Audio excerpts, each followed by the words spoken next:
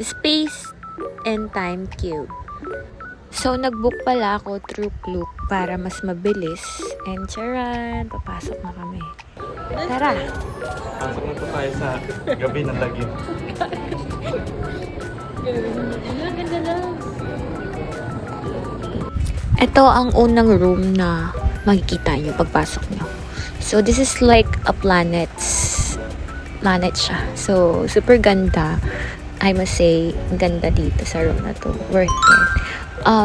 Medyo matao lang konti kasi Sunday siya.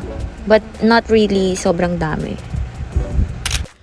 Ay, Pak! Sino ka dyan? Ito na ba yung sunod? Ewan ko what do you call this, but maganda naman siya. Nag-enjoy lang ako.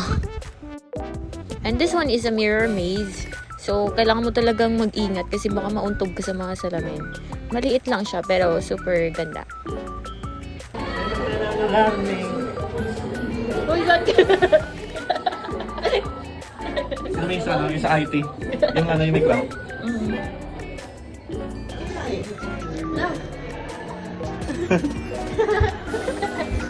Nangangapas na yung train, no? This one naman is parang crystal, parang nasa Frozen ka. Crystallizing blessed. And then this one is one of my favorite kasi parang nasa ilalim ng swimming pool.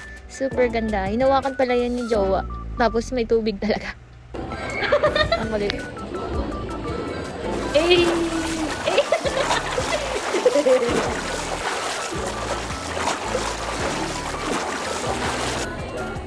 Ang next naman namin ay dito kami sa may train station na parang nasa loob ka ng train ng sobrang bilis ng takbo.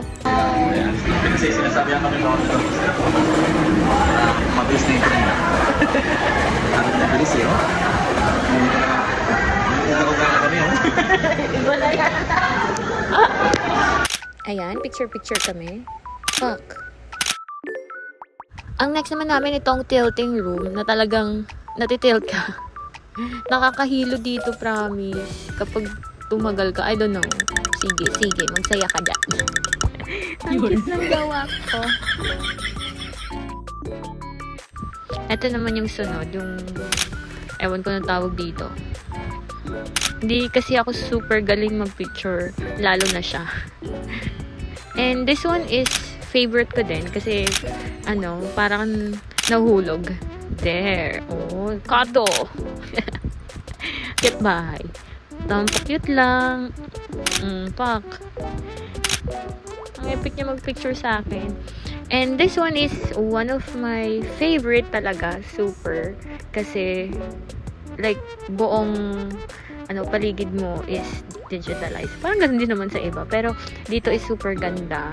Iba-iba yung lumalabas dyan. Iba-iba. Ayun, nag-enjoy lang kami dyan.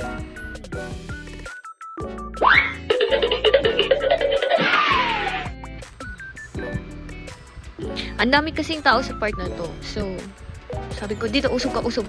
Yan. And then, yung gusto ko yung part na parang hinahabol ng dinosaur. Sobrang kulit ko din. Tingnan mo. Dinosaur! Oh no! Mas maganda sa likod kaso nga, yung daming tao dyan. And hindi pa maganda yung pakiramdam ko. Kaya, saglit lang kami dyan. Hindi ko masyadong na-enjoy kasi not feeling good. And gutom na kami kasi di pa kami kumakain.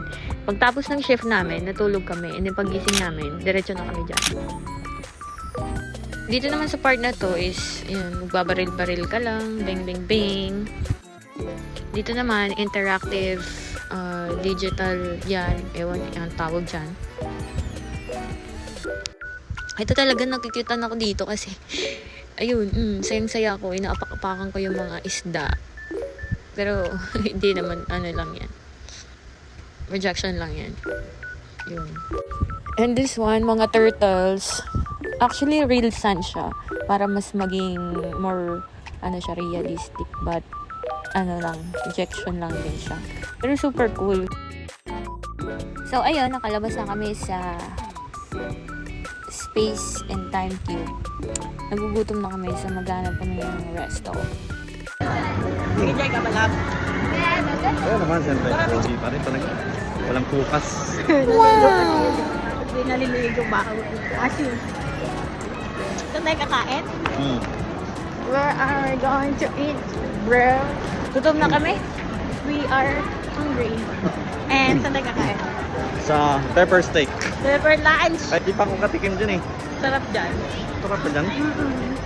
Tikim nga.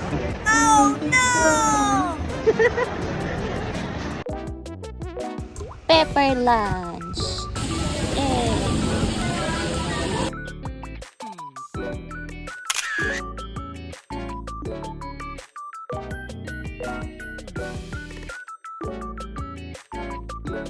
And then, pumunta din pala kaming seaside. Ayan, may nagbabanda. Madaming tao. Tambay lang kami doon. Upo lang pa. Nagpapahinga.